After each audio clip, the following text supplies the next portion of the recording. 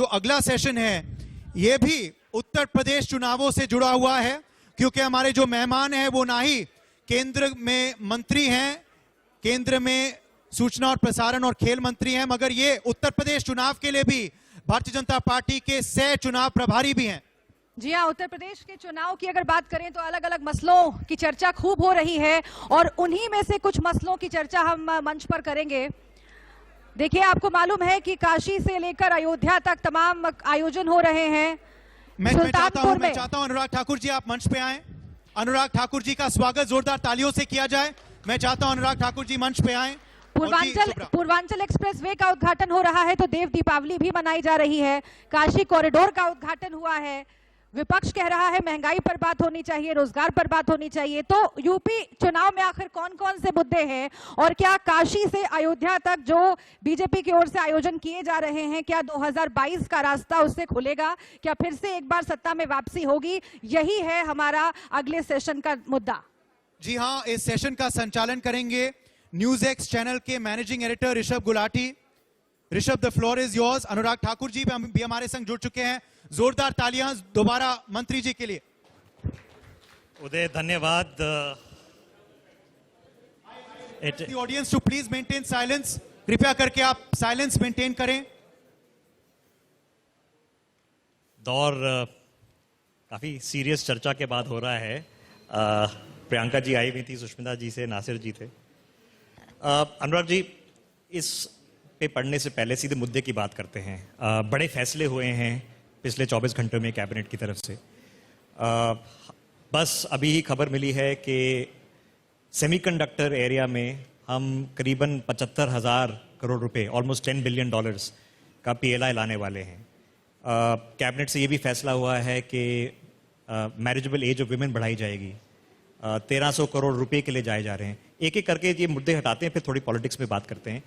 Semiconductor का क्या hope है अगले साल? क्या हम आत्मनिर्भर बन सकते हैं सेमीकंडक्टर में?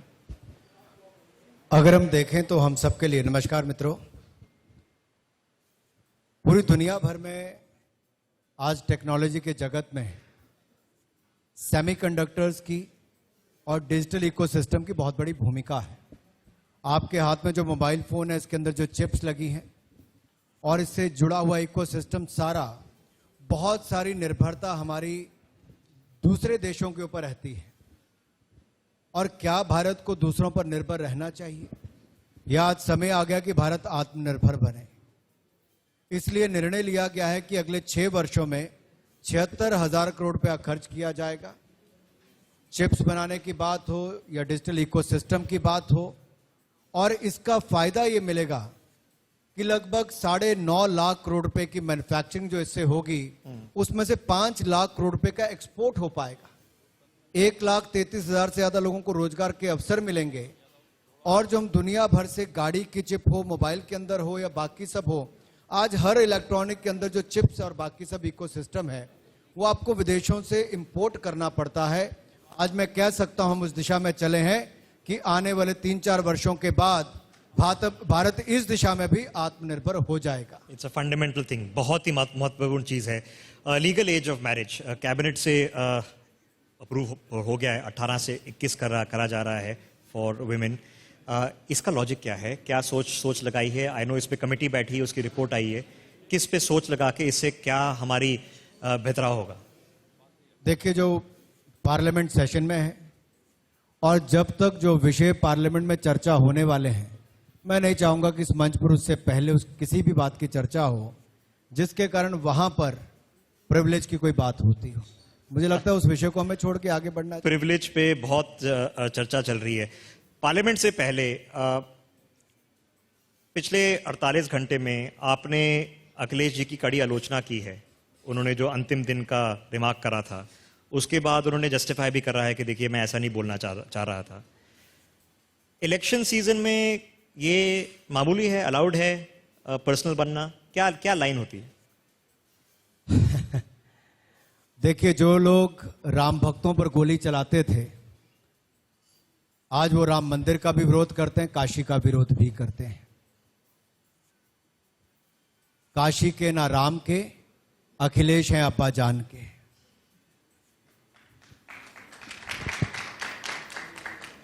पहले कहते थे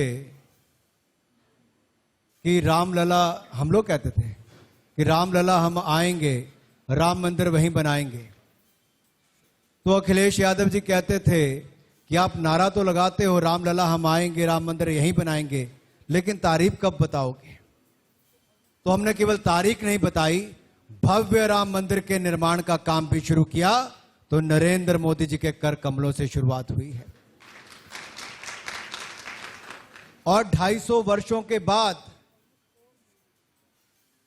काशी विश्वनाथ धाम को बनाने का काम हो, काशी विश्वनाथ कॉरिडोर बनाने की बात हो, गंगा जी से लेकर शिव जी तक पानी चढ़ाने की बात हो, ये कोई नहीं कर पाया था। भीड़ी तंग गलियां थी, थोड़ी सी जगह थी। मात्र 5 वर्षों में एक भी मुकदमे के बिना भव्य काशी कॉरिडोर बनाने का काम किया। तो ये नरेंद्र मोदी जी ही कर सकते थे, करके दिखाया है। लेकिन इस बात का विरोध क्यों है? जब स्थानीय किसी व्यक्ति ने विरोध नहीं किया, लाखों घरों में दिए जलाए गए। इनके समय घर जलते थे, हमारे समय घाटों पर दिए जलते हैं, अंतर केवल इतना ही। लेकिन अनुराग जी, कार्य बात करेगा या नारेबाजी जरूरी होगी? आप भी तो नारेबाजी कर रहे हैं ना? नहीं, देखिए, नारेबाजी नहीं कर रहा, हमने जो कहा वो करके दिखाया। आप कहते थे आप घोषणा पत्र में राम मंदिर निर्माण की बात करते हैं, आज मैं कहना चाहता हूं 370-35 को खत्म करने का काम किया तो नरेंद्र मोदी जी की सरकार ने किया है। ट्रिपल तलाक से निजात दिलाने का काम किया तो नरेंद्र मोदी जी की सरकार ने किया है। राम मंदिर के निर्माण का काम शुरू किया तो नरेंद्र मोदी जी की सरकार ने किया। बाबा विश्वनाथ काशी का मंदिर बनाने का काम और उसको भव्यता देने का काम, दिव्य काशी भव्य काशी बनाने का काम भी मोदी जी ने किया। लेकिन केवल ये मंदिरों तक सीमित नहीं है, इसके आसपास का आधारभूत ढांचे की बात हो, सड़कों की निर्माण हो, पुल हो, फ्लाईओवर्स हो, रेलवे हो, या फिर हमारे बड़े बड़े हवाई अड्डे हो और हवाई जहाज के उतरने की बात हो, यह भी नरेंद्र मोदी जी की सरकार के समय हुआ। घाट वही थे लेकिन चमकते नहीं थे, स्वच्छता अभियान के माध्यम से वो भी किया, घाटों पर दिए भी जलाए, तो दिव्य काशी के समय भव्यता लाने का काम भी किया। टूरिज्म से बढ़ावा किसको मिलेगा? बनारस के लोगों को ही वहां पर रोजगार के अवसर मिलेंगे। बनारस की साड़ी को दुनिया भर में एक बार फिर पहचान दिलाने का काम किसने किया? मोदी जी ने किया। साड़ी तो बनती थी, आर्टिजन तो वहीं थे, लेकिन लुप्त होते जा रहे थे, उनको एक बार फिर विश्व स्तर पर लाने का काम किया तो नरेंद्र मोदी। समय आ गया है कि विकास अब दिल का मुद्दा बन गया है, क्योंकि लोग बोलते हैं कि कभी कभी वोट दिल से दिया जाता है, दिमाग से नहीं। विकास दिल का मुद्दा बन गया है? निश्चित तौर पर मैं तो कहता हूं, दिल पे क्या है, यहां पर जितनी भी मातृशक्ति बैठी, महिलाएं बैठी हैं, मैं आपसे पूछना चाहता हूं, दिल्ली की सड़कों पर अगर रात को आप बाहर ना निकल पाए तो क्या आपको ये शहर मंजूर होगा? और ये होता था उत्तर प्रदेश में सपा की सरकार में, भ्रष्टाचार और माफिया राज की तूती बोलती थी। लेकिन आज मैं कह सकता हूं, गर्व के साथ कह सकता हूं, सिर उठाकर कह सकता हूं, योगी राज में गुंडा राज और माफिया राज को कुचलने का काम किया है और गुंडा राज मुक्त करने का काम किया तो योगी सरकार ने किया है। लेकिन अनुराग जी, चर्चा बड़े बड़े माफियों को जो बंदूकें लेकर चलते थे खुली जीप में, अतीक अहमद की बात हो, अंसारी की बात हो, कोई सामने नहीं खड़ा होता था, नतमस्तक होते थे, उनके घरों के ऊपर भी बुलडोजर चलाने का काम किया, अवैध कब्जों को हटाने का काम किया तो योगी सरकार ने किया है। कौन उत्तर प्रदेश का व्यक्ति जो आज कहे कि नहीं करता है? किसको यह मंजूर नहीं कि उसकी बेटी भी एक आराम से बेखौफ होकर शाम को बाहर निकल सके? कौन व्यापारी ये नहीं चाहता कि उसकी दुकान 6 बजे की बजाय रात के 10 बजे तक चले? लेकिन पहले खौफ होता था कि गले में से पैसा निकालकर घर जाएंगे तो ना जाने किस गली में लुट जाएंगे। आज वो बेखौफ होकर रात के 11 बजे भी अपने घर वापस जा सकता है। लेकिन अनुराग जी, जो सारी ऑपोजिशन पार्टीज हैं, अखिलेश जी, यूपी में भी और संसद में भी, वो आपकी विकास के मुद्दे से तो आपको जुड़ ही नहीं रहे हैं। वो तो लखीमपुर की बात कर रहे हैं, वो तो बोल रहे हैं कि जी मिश्रा जी को इस्तीफा देना चाहिए। क्या ये मुद्दा आपके पूरे विकास कार्यालय से बड़ा बन गया है अब? देखिए, 2 बातें कहूं, मुझे पहले तो ये समझना है कि क्या विपक्ष को देश की कानून व्यवस्था पर भी, न्यायालयों पर भी विश्वास है कि नहीं है। सबसे बड़ा प्रश्न चिन्ह तो यह खड़ा होता है। अनुच्छेद 370 35 से हमने हटाया तो उन्होंने कहा हम न्यायालय जाएंगे। हमने कहा जाइए, कुछ नहीं हुआ। ट्रिपल तलाक से मुक्ति दिलाई तो कहा हम न्यायालय जाएंगे। हमने कहा जाइए, कुछ नहीं हुआ। फिर राम मंदिर की बात आई, न्यायालय से उसका निर्णय हुआ। राफेल डील की बात आई, कहा हम न्यायालय जाएंगे। हमने कहा बिल्कुल जाइए। वहां गए तो वहां भी दूध का दूध, पानी का पानी हुआ। आखिरकार ये भी एसआईटी की कमेटी गठित करके सुप्रीम कोर्ट के निर्देश में अगर जांच चल रही है तो क्या विपक्ष को देश के न्यायालयों पर विश्वास हट गया है? क्या ये वापस इंदिरा गांधी जी के समय चले गए, इमरजेंसी के समय में, जब बड़े बड़े लोगों को, पत्रकारों से लेकर न्यायाधीशों को भी जेल में ठोक दिया गया था? क्या उस समय में जी रहे हम लोग? नहीं। लेकिन जो रिपोर्टें आ रही हैं वो तो खुशखबरी नहीं लेके आ रही ना, वो तो हमें इंडिकेट कर रही हैं कि ये मुद्दा सिर्फ एक्सीडेंट का मुद्दा नहीं था, ये दर्दनाक चीज है ना। क्या ये कभी आपके टीवी चैनल्स पर तय होगा कि ये क्या था इसके पीछे? आप में से कितने पत्रकार वहां पर मौजूद थे? एक वीडियो पर देखी गई चीज, वहां के लोकल हालात क्या थे, क्या नहीं थे। अगर एक जांच कमेटी बैठी है तो मुझे और आपको कम से कम इतना संयम रखना चाहिए कि वो जांच कमेटी न्याय करे। जो दोषी हो उसको जेल के पीछे भेजने का काम कोर्ट करे, और जो दोषी नहीं है उसको कम से कम मीडिया कटघरे में खड़ा करने का काम ना कहे, चाहे वो एक हो या दूसरा हो। मेरा केवल इतना अनुरोध है, हम मीडिया ट्रायल करना बंद कर दें। बहुत सारे लोग तो मीडिया ट्रायल के कारण ही खत्म हो जाते हैं। कभी शशि थरूर जी को यहीं बिठाकर पूछना, मीडिया ट्रायल कितना लंबा चला और आज क्या है। ऐसे में कई उदाहरण दे सकता हूं। तो मुझे लगता है न्याय व्यवस्था पर हमें अपना भरोसा रखना चाहिए, और अगर कोई गलत होगा तो उसके खिलाफ कार्रवाई की जाएगी। तो आपके हिसाब से जो रिपोर्ट आई है जिसकी चर्चा चल रही है, ये प्रिलिमिनरी है, गलत है, मोटिवेटेड है? देखिए, रिपोर्ट आई कहां है? खबर आई है रिपोर्ट की सिर्फ। खबर तो आजकल सोशल मीडिया पर ऐसी ऐसी खबरें आती हैं, और खबर भी ऐसी आती है कि वेब पोर्टल यहां पर चल रहा है लेकिन उसके तार कहीं बॉर्डर पार से हैं। तो आप सस्पेक्ट करते हैं कि ये खबर बुनियाद नहीं है? नहीं, मेरे सस्पेक्ट करने ना करने की बात नहीं है। जब तक ऑथेंटिक खबर नहीं होगी तब तक उस पर मैं टिप्पणी नहीं करना चाहूंगा। मॉरल प्रेशर बनता है कुछ? मॉरल किस दृष्टि से? मॉरल प्रेशर रिजाइन करने का। कांग्रेस पार्टी ने 1984 के दंगों में सिखों के साथ जो कत्लेआम किया, सिखों को न्याय 30 वर्ष तक नहीं दे पाए। एक बार माफी कांग्रेस ने उस पर नहीं मांगी, तो उनको क्या मॉरल राइट था सत्ता में आने का 2004 में? मुश्किल मुद्दा है कि कौन किससे ज्यादा गलत था। कुछ हादसा तो हुआ है, इसका नतीजा आप कह रहे हैं कि एसआईटी देखिए, हादसा जो हुआ उसके ऊपर घटना को, उसकी निंदा भी की गई, उस पर अफसोस भी जताया गया, लेकिन जब तक पूरी जांच ना हो जाए तो ना ये आपका अधिकार है ना मेरा अधिकार है कि हम लोग अपने वर्डिक्ट जारी कर दें। ओके, पार्लियामेंट की बात करते हैं। संसद में आपको पता है धरना चल रहा है। अभी जो एमपी जो धरना कर रहे थे हमारे साथ बैठे हैं, वो तो कह रहे हैं कि हम माफी बिल्कुल नहीं मांगेंगे, जो कर लीजिए। मुझे तो इस बात का भी खेद है कि आपने उनको यहां पर मंच दिया।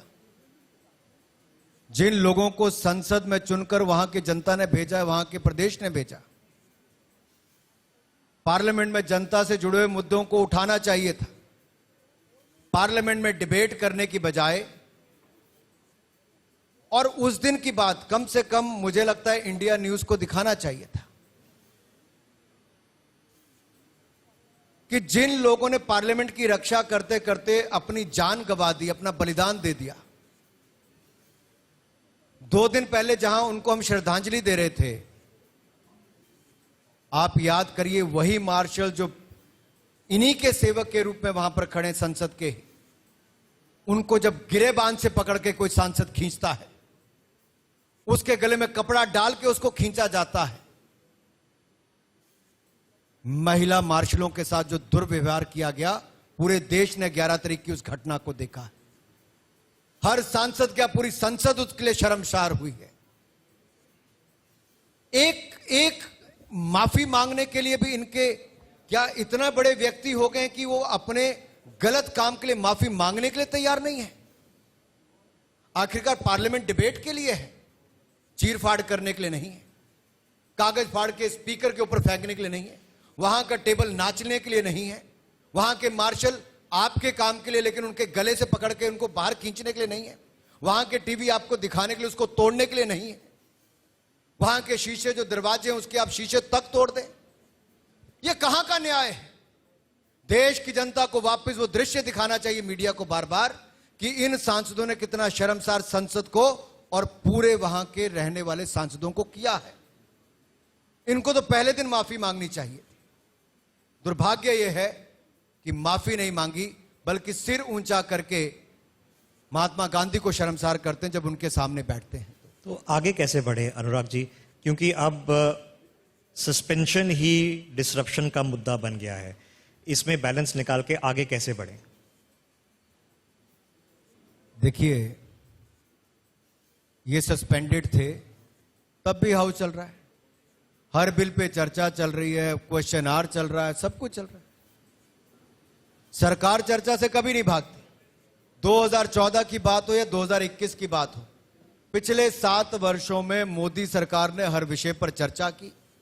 जबकि मैं वापस कांग्रेस को याद करवाना चाहता हूं, जब तेलंगाना का बिल आया तब मैं उस समय भी लोकसभा का सदस्य था, विपक्ष का सांसद था, और जिस तरह से कांग्रेस के ही सांसदों ने पेपर स्प्रे का इस्तेमाल करके लोगों की आंखों में मिर्ची पाउडर तक डालने का काम किया, उस समय उन सांसदों को भी उठाकर सदन से बाहर फेंक दिया था। कांग्रेस ने फेंका, तेलंगाना बनाने का काम किया, मध्य रात्रि को किया, बिल पास किया। हमारी सरकार में एक भी आप ऐसा कोई सबूत नहीं दे सकते, ऐसा कोई काम ही हमने नहीं किया। अनुराग और जी, हम लोग तो चर्चा करना चाहते हैं। अनुराग जी, पॉलिटिकल सिचुएशन ऐसा हो गया है कि ऑपोजिशन रैंक्स में भी अखिलेश जी बोल रहे हैं कि कांग्रेस तो समाप्त हो जाएगी, अब ममता जी बोल रहे हैं कि वो अब नया ऑपोजिशन है। ये चर्चा बस पोल टाइम सीजन में चल रही है, क्या आपको अभी भी लगता है कि यूनाइटेड ऑपोजिशन आपके साथ खड़ा हो सकता है, आपके अगेंस्ट खड़ा हो सकता है? देखिए, महात्मा गांधी जी स्वयं चाहते थे कि कांग्रेस जिस स्वरूप में थी उसको खत्म करके राजनीतिक दल बनाना तो बाद में बनाया जाए। मोदी जी ने जब कुछ वर्ष पहले कि कांग्रेस मुक्त भारत, इसका मतलब था भ्रष्टाचार मुक्त हो, कांग्रेस ने जो कारनामे किए उससे भी मुक्त हो। और कांग्रेस तो वैसे ही, अगर आप देखेंगे, ना 14वीं लोकसभा में इतने सांसद जीतकर ला सकी कि उसको नेता प्रतिपक्ष बनाने का अवसर मिले, ना 2019 में जनता ने उनको इतनी सीटें दी कि वो नेता प्रतिपक्ष चुन सके। और आज तो कई राज्यों में हालत है कि पश्चिम बंगाल में कांग्रेस का खाता तक नहीं खुल पाया है। राहुल गांधी जी अमेठी छोड़कर जाते हैं, जहां हार जाते हैं, तो वायनाड के सांसद बनकर कहते हैं कि उत्तर भारतीयों को अकल नहीं है। जो भी उन्होंने कहा कि जिस तरह से उन्होंने एक संकेत देने का काम किया, तो जहां जिस राज्य ने आपको आपके परिवार की 4 पीढ़ियों को चुनकर भेजा, आपने उस तरह की टिप्पणी यहां पर कर दी। पार्लियामेंट आप आते नहीं हो, आते तो सिर्फ आकर चले जाते हो। तो देखिए, सीरियसनेस, जो गंभीरता कांग्रेस में खत्म हुई और वरिष्ठ सांसदों को, वरिष्ठ नेताओं को कांग्रेस में दरनिकार किया गया, उसका खामियाजा कांग्रेस को आज भुगतना पड़ रहा है। लेकिन क्या इस बात से सहमति आप रखेंगे कि अखिलेश जी कह रहे हैं कि कांग्रेस तो जीरो पहुंच जाएगी? देखिए, अखिलेश जी पिछले चुनाव में राहुल गांधी जी का हाथ पकड़ पकड़ कर ये नहीं कहते थे कि हम योगी को हराएंगे। मुलायम जी ने कहा यूपी के 2 लौंडे ये ऐसा करेंगे, वैसा करेंगे, बहुत अच्छा करेंगे। यूपी की भाषा में कहा उन्होंने, कोई बुराई नहीं। 2 युवा साथ में आए, एक बड़े राज्य के मुख्यमंत्री थे, एक देश की सबसे पुराने राजनीतिक दल के अध्यक्ष के रूप में। लेकिन हुआ क्या? महागठबंधन भी हुआ, लेकिन उसका लाभ क्या हुआ? जनता सब जानती थी ये महागठबंधन नहीं, महाठगबंधन है। किसी ने एक प्रदेश में ठगा, किसी ने देश में ठगा था। तो मैं तो यही कहूंगा अखिलेश जी, अखिलेश के 4 यार, चोर, गुंडा, माफिया और भ्रष्टाचार। आपने चोर बोला, क्रेडिट चोर की झगड़ा चल रहा है आजकल। जो यूपी में आंकड़े बढ़े हैं, जिसके बारे में बताया जा रहा है, जिसके बारे में आप भी चर्चा कर रहे थे, ये आंकड़े सिर्फ 5 साल की देन है या कोई लॉन्ग टर्म ट्रेंड की देन है? इसका क्रेडिट शेयरिंग होना चाहिए या क्रेडिट सिर्फ योगी सरकार को जाना चाहिए? देखिए, मैं एक बात तो स्पष्ट करना चाहता हूं, किसी भी राज्य और देश में जब स्थिरता आती है और भ्रष्टाचार मुक्त वातावरण होता है, गुंडा राज मुक्त होता है, भय का वातावरण कम होता है, तो अपने आप इन्वेस्टमेंट्स बढ़नी शुरू हो जाती है। योगी जी ने पहला काम यह किया कि गुंडा राज, माफिया राज के खिलाफ कड़ाई की, सरकार व्यवस्था को बेहतर किया और एक इफेक्टिव एडमिनिस्ट्रेशन की मैं बात करूं, वो देने का काम किया। उसका नतीजा ये हुआ कि जो 14वें नंबर पर Uttar Pradesh ease of doing business में था, वो दूसरे नंबर पर ईज ऑफ डूइंग बिजनेस में आ गया। जो 9वें नंबर की अर्थव्यवस्था उत्तर प्रदेश था, 5 वर्षों में दूसरे नंबर की अर्थव्यवस्था उत्तर प्रदेश बनकर तैयार हुआ। ये 5 वर्षों में योगी जी ने करके दिखाया है और आगे इससे ज्यादा हम करके दिखाएंगे। ये मैं इसलिए आपके सामने बातें कह रहा हूं कि एक तरफ तो लगता है क्या होता है गुंडा राज खत्म करने से, ये फर्क पड़ता है। जहां एक बेटियों को सुरक्षा मिलती है, व्यापारी निवेश करना शुरू करता है, आपकी अर्थव्यवस्था आगे बढ़ती है, सरकार में लाखों नौकरियां 5 वर्षों में आप देने का काम करते हैं, वहीं आप विरासत को भी आगे बढ़ाते हैं और विकास को भी 4 पंख लगाते हैं। विरासत में आप भव्य राम मंदिर का निर्माण करते हैं और वहीं दूसरी ओर काशी विश्वनाथ धाम को बनाते हैं। विकास की दृष्टि से आप हजारों करोड़ रुपए के एक्सप्रेसवे बनाते हैं, तो उत्तर प्रदेश में 30 एयरपोर्ट बनाने का काम योगी मोदी सरकार में होता है। 9,800 करोड़ रुपए की सरयू सिंचाई योजना जो 50 वर्षों से नहीं बन पाई, पिछले 5 वर्षों में हमने बनाकर तैयार की। 44,065 करोड़ रुपए का केन बेतवा प्रोजेक्ट जो अटल जी के समय हम मंजूरी करना चाहते थे, उसको अब जाकर मोदी जी की सरकार ने की है। मध्य प्रदेश, उत्तर प्रदेश को उसका लाभ मिलेगा। कुशीनगर एयरपोर्ट को बनाकर बुद्ध सर्किट को हमने जैसे बढ़ावा दिया, टूरिज्म को बढ़ावा, लोकल आर्टिजन को बढ़ावा दिया है, इससे टूरिज्म को बढ़ने के साथ साथ रोजगार स्वरोजगार के अवसर मिलेंगे। 8 इंटरनेशनल एयरपोर्ट की बात हो या जेवर में आपका लगभग 60,000 करोड़ रुपए की लागत से एयरपोर्ट बनना, जो एशिया का सबसे बड़ा एयरपोर्ट बनने जा रहा है, यह कल्पना मात्र थी उत्तर प्रदेश में। 40 साल पहले सोचते थे कि जेवर में एयरपोर्ट बने, हमने बनाया है अभी 5 साल में।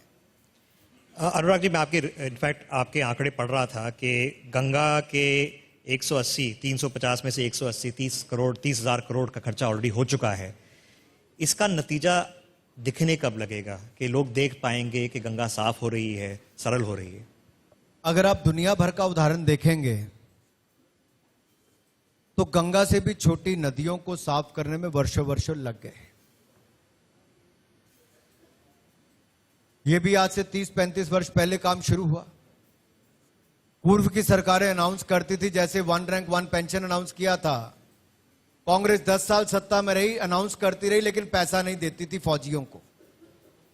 लेकिन एक्स सर्विसमैन को ना केवल घोषणा की, मोदी जी ने 2014 का चुनाव लड़ने से पहले बहुत बड़ी सभा यहां पर की थी हरियाणा में, और कहा था कि मैं 1 रैंक 1 पेंशन को लागू करूंगा। उससे पहले कांग्रेस की सरकार में अनाउंसमेंट हुई थी, लेकिन 500 करोड़ रुपए का केवल प्रावधान किया था, 10 साल में कुछ नहीं दिया। मोदी सरकार आई, 1 रैंक 1 पेंशन को लागू भी किया, हजारों नहीं 1 लाख करोड़ रुपए से ज्यादा खर्च भी किया। वो वहीं पर दूसरी ओर गंगा का सफाई अभियान जो हम चला रहे हैं, आप देखेंगे उसका बहुत बड़ा प्रभाव आप देखने को मिला। जो पोल्यूशन कंट्रोल बोर्ड काम नहीं कर पाता था, जो गंगा को पोल्यूट करने के लिए नाले आकर मिलते थे, उनको बंद करने का काम किया। पीछे सफाई का काम हमने तेजी से किया है, उसके पूरे आंकड़े आपको जल शक्ति मंत्रालय भी दे सकता है। और यही नहीं, जो पिछले कल भी हमने घोषणा की है प्रधानमंत्री कृषि सिंचाई योजना की, 93,000 करोड़ रुपए हम खर्च करने जा रहे हैं। इनमें से 2 परियोजनाएं, एक उत्तराखंड में और एक हिमाचल प्रदेश के रेणुका में, ये जो बनने जा रही हैं, इनका सबसे बड़ा लाभ यमुना नदी को मिलेगा, जो दिल्ली की सरकार तो कुछ नहीं कर पाई। केजरीवाल जी बड़ी बड़ी बातें करते रहे, लेकिन हर बार छठ पूजा के समय आपको यहां पर झाग दिखता है कि किस तरह से पॉल्यूशन है। वहीं इन 2 बांध बनने के कारण लाखों लोगों को पीने के पानी की व्यवस्था, हाइड्रो इलेक्ट्रिसिटी और इसके साथ साथ लाखों हेक्टेयर भूमि को सिंचाई का प्रावधान भी होगा। ये प्रधानमंत्री कृषि योजना के माध्यम से 2021-22 से 25-26 के कालखंड में पूरा हो जाएगा। अनुराग जी, समय कम है, दो मुद्दे आपसे उठाना चाहता था। जो आंकड़े दे रहे हैं, जो भाषण आते हैं, जो इन्फॉर्मेशन आती है, जो चर्चा होती है, आजकल सोशल मीडिया पे होती है, चुनाव के सीजन में और भी तेजी बढ़कर होती है सोशल मीडिया, लेकिन मुश्किल दौर से गुजर रहा है। आपको पता है कि बड़े चेंज हो रहे हैं ग्लोबल लेवल पर।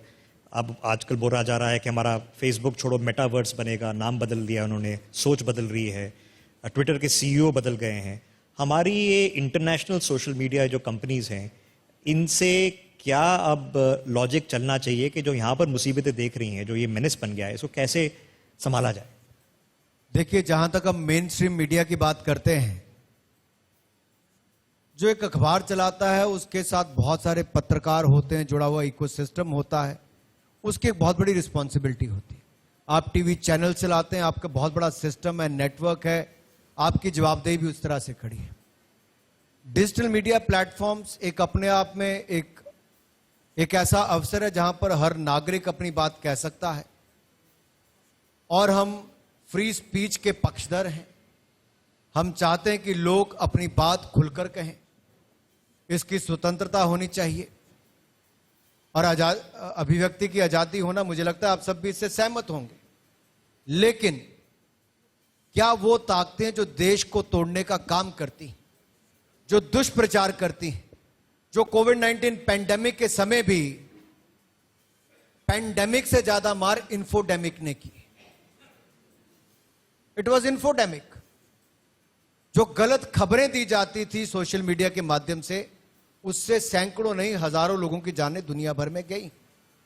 इसके लिए कौन जिम्मेदार है? आखिरकार कोई दुष्प्रचार करता है तो किसी ना किसी की जिम्मेदारी तय होनी चाहिए, नहीं होनी चाहिए? क्यों सिंगापुर की संसद ने, क्यों ऑस्ट्रेलिया की संसद ने, क्यों अमेरिका की संसद ने इन डिजिटल मीडिया कंपनीज को वहां पर बुलाया? जब मैं भी 2014 से 2019 तक आईटी कमेटी का चेयरमैन था पार्लियामेंट का, मैंने भी इन कंपनियों को बुलाया था और इनसे कहा था कि क्या आपकी जवाबदेही कोई नहीं है? आज मैं आपसे पूछता हूं, वेब पोर्टल की एक सुविधा है, आप कुछ लिखना चाहें, आप अपने पोर्टल पर लेख लिखिए, आपको आजादी है, बहुत अच्छा है। अगर अखबार नहीं छाप सकती, आप अपने पोर्टल पर लिखिए। लेकिन पोर्टल अगर सीमा पार से कोई बनाया हो और देश के खिलाफ एजेंडा चलाता हो, देश के खिलाफ दुष्प्रचार करता हो, तो क्या उसको चलने देना चाहिए? मैं यहां पर बैठे लोगों से पूछना चाहता हूं, क्या देश के तोड़ने वालों को चलने देना चाहिए? कोई ऐसा कानून होना चाहिए जिसके खिलाफ कार्रवाई हो कि ना हो। तो डिजिटल मीडिया एथिक्स कोड हमने बनाया। कंटेंट पार्ट जो है वो सोशल मीडिया पर, वो मेरी मंत्रालय इंफॉर्मेशन ब्रॉडकास्टिंग के अंतर्गत आता है। जनरल एंटरटेनमेंट की बात हो, न्यूज की बात हो, वो मेरे मंत्रालय के अंतर्गत आता है। और हमने जब जब किसी ने कहा कि इस ओटीटी प्लेटफॉर्म पर ये गलत चीज चलती है, इसको आप कहिए, हमने जैसे ही उसको कहा तो उन्होंने 95% केसेस में उन्होंने ठीक कर लिया। उसका दूसरा स्टेप है कि उनकी जो अपनी कमेटी है वहां पर ठीक करें। तीसरा स्टेप आता है inter ministerial, inter departmental committee का, वहां तक बहुत कम केसेस आ पाते, उससे पहले दूर हो जाता है। लेकिन हमने चेक करने का काम किया है। जैसे एनबीए, कार्तिकेय जी यहां पे बैठे हैं, मान लीजिए आपका चैनल है, एनबीए का या एनबीएफ का आप सदस्य हैं, दोनों में से एक के आप सदस्य होंगे। एनबीएफ के तो आपका एक आगे आपने एक और अथॉरिटी बनाई होगी, जैसे एनबीए ने एनबीएस से बनाई है, आपने एनबीएसएफए बनाई ली होगी, ऐसे कुछ करके। तो आपकी भी शिकायत को अल्टीमेटली एक रिटायर्ड जज के पास जाता है, वहां पर करते हैं। प्रेस काउंसिल ऑफ इंडिया है, वहां पर भी एक रिटायर्ड जज या कोई उस कमेटी का चेयरमैन, मीडिया के लोगों के रिप्रेजेंटेटिव वहां पर होते हैं। तो कहीं ना कहीं चेक एंड बैलेंस बहुत होना चाहिए। अभिव्यक्ति की आजादी का मैं पक्षधर हूं, लेकिन देश को तोड़ने वाली ताकतों को खुली तौर पे छोड़ना नहीं चाहिए, उसके खिलाफ कोई ना कोई कदम उठाने चाहिए। ये यहां पर बैठे सभी आपके दर्शकों ने भी कहा है और आपकी भावना भी शायद यही। Okay Anurag ji, specially because Himachal में टूरिज्म बहुत इंपॉर्टेंट है, ओमिक्रॉन का क्या आशा है, क्या डर है, क्या प्लानिंग है? क्या सोच लगाएं, क्योंकि कुछ लोग हैं जो खौफ में हैं कि लॉकडाउन फिर से हो जाए तो टूरिज्म इफेक्ट हो जाएगा। कुछ लोग कह रहे हैं कि हमें जो यूके में चल रहा है बड़े ढंग से देखना चाहिए। कहाँ कैसे कैसे देखें? ऋषभ जी, मैंने अभी कहा कि पेंडेमिक से ज्यादा मार इन्फोडेमिक की थी। ये तो दुष्प्रचार है, इससे बचना है। आखिरकार हम सबसे ज्यादा ज्ञाता वैज्ञानिक हैं, वो मेडिकल एक्सपर्ट्स हैं जो इसकी गहराई में जाकर देखते हैं, और सरकार लगातार उनसे संपर्क में रहती है। समय समय पर 24 मार्च 2020 को मोदी जी ने जैसे ही लॉकडाउन घोषित किया, उसके बाद हमने वैज्ञानिकों से बातचीत भी की। हमने इंतजार नहीं किया कि दुनिया का कोई दूसरा देश जाकर वैक्सीन बनाएगा तब हम बनाएंगे। हमारे देश के वैज्ञानिकों ने वैक्सीन बनाने का काम भी किया। यहां के मैन्युफैक्चरर्स ने एक नहीं 2 वैक्सीन बनाई, भारत ने 2 वैक्सीन बनाई भी, और 120 करोड़ लोगों को मुफ्त में वैक्सीन लगाने का काम भी किया। तो हिंदुस्तान ने करने का काम किया है। ये बड़ी उपलब्धि भारत की है, इसके लिए मैं आप सबको बधाई देता हूं। और जो नहीं लगा पाए हैं वो भी जाकर जरूर लगवा लें, क्योंकि ये आपको बचाता भी है। जहां तक ओमिक्रॉन की आपने बात की, मैं यही कहूंगा, प्रोटोकॉल को निभाइए, मास्क पहन के रखिए, 2 गज की दूरी बनाइए, हाथों को निरंतर साफ करते रहिए, अपना इम्यूनिटी लेवल ठीक रखिए। वैक्सीन का डोज 1 नहीं 2 जरूर लगाइए। अधिकतर केसेस में देखा गया जिसकी डबल वैक्सीनेशन हुई वो बचा है, दुनिया भर में देखने को मिला है।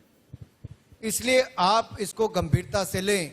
ऐसे बहुत सारे नेता इस देश में हैं, अखिलेश यादव जी उनमें से एक हैं, राहुल गांधी जी दूसरे हैं, जिन लोगों ने पेंडेमिक के टाइम पर भी गरीब जनता को गुमराह करने का काम किया। अभी तक देश को यह पता नहीं कि राहुल गांधी जी, प्रियंका गांधी जी और सोनिया गांधी जी ने वैक्सीन लगवाई भी कि नहीं लगवाई। अगर इंडिया न्यूज की इतनी पहुंच है तो मैं आपसे अनुरोध करता हूं, देश को बताइए कि वो अभी तक वैक्सीन लगवा पाए कि नहीं लगवा पाए। Vaccine passport time. चलिए जी अनुराग जी, हम और मैं इसलिए कहता हूं क्योंकि इन लोगों ने इतना भ्रम फैलाया। बेचारा जो गरीब गांव में बैठा था उसको मोदी जी को मन की बात के माध्यम से बताना पड़ता था, आप जैसे टीवी चैनल्स के माध्यम से बताना पड़ता था कि भाई मुफ्त में लगवा लो। भारत सरकार मुफ्त में लगवा कर दे रही है। गरीब अनाज लेने तो आया जो मोदी सरकार ने 20 महीने तक, आप देखिए अगले मार्च को 24 महीने हो जाएंगे पेंडेमिक के, 20 महीने मुफ्त गेहूं चावल देने का काम किया पूरी दुनिया में। तो नरेंद्र मोदी जी ने 80 करोड़ लोगों को 20 महीने तक किया है। ये आज तक कभी नहीं हो पाया है, ये हमने किया है। लेकिन हम इसका कोई ढिंढोरा नहीं पीटते फिरते, किया है। मुफ्त में वैक्सीन भी लगाई, गरीब जनता जानती है, शौचालय भी बनाए, पक्के मकान भी बनाए, सड़कें, हाईवे, ग्रामीण सड़कें बनाई, बिजली तक हर गांव में पहुंचा दी, और अब हर घर को नल से स्वच्छ जल देने का काम करेगी तो नरेंद्र मोदी जी की सरकार करने जा रही है। अनुराग जी, चलो जी, आशा करते हैं कि ओमिक्रॉन से भी छूट मिले और देश तरक्की करे। आंकड़े अब बता रहे हैं कि अगले साल 500 करोड़ वैक्सीन बनाने का टारगेट है। अगर वहां तक पहुंच गए तो हम दुनिया की भी सेवा कर सकते हैं। हम दुनिया की सेवा कर रहे हैं साहब। देश को तो वैक्सीन दी, दुनिया के 148 देशों को भारत ने वैक्सीन देने का काम किया है, और दुनिया भर में भारत की छवि भी इसके कारण बढ़ी है, क्योंकि पूरे विश्व को एक परिवार के रूप में मोदी जी ने माना। कई दुनिया के अलग अलग प्लेटफॉर्म्स पर कहा और उसको करके दिखाया है।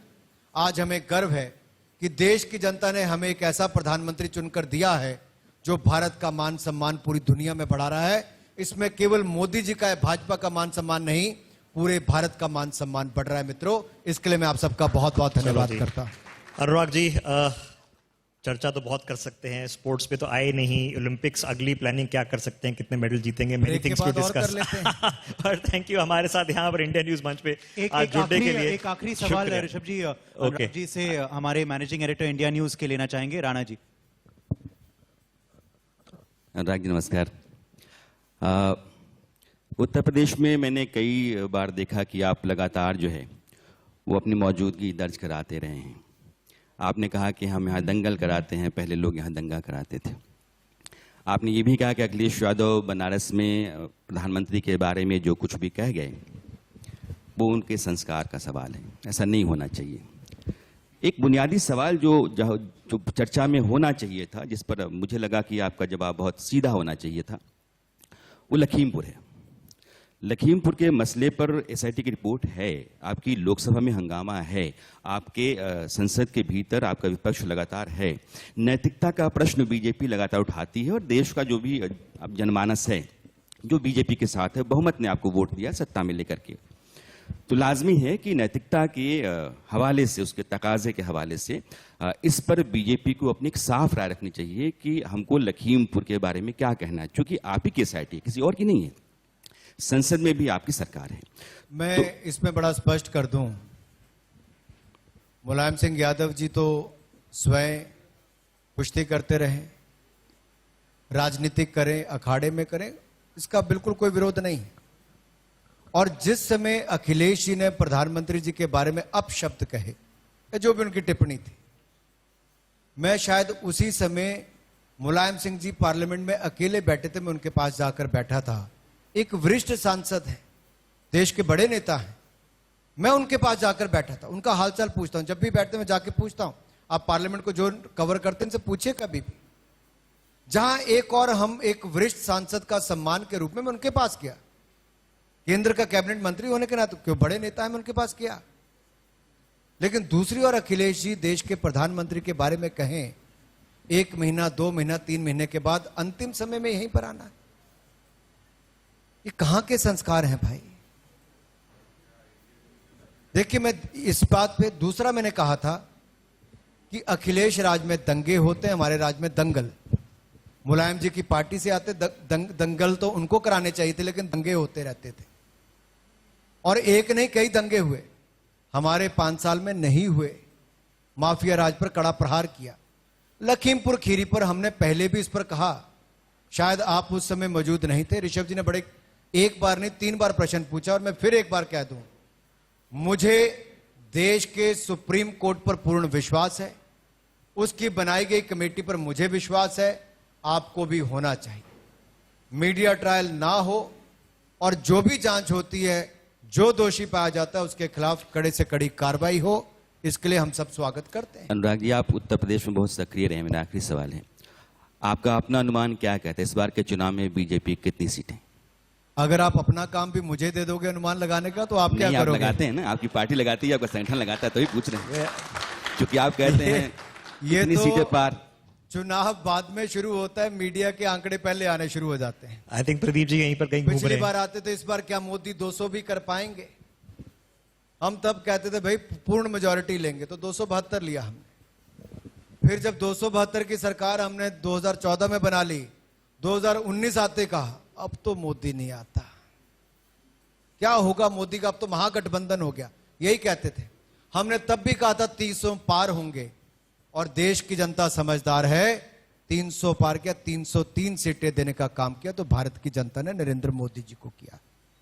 और इस बार भी मैं कहता हूं, पिछली बार उत्तर प्रदेश की जनता ने 300 पार योगी जी को किया था, इस बार भी उत्तर प्रदेश की जनता मोदी योगी के नाम पर 300 पार भारतीय जनता पार्टी को सीटें देगी।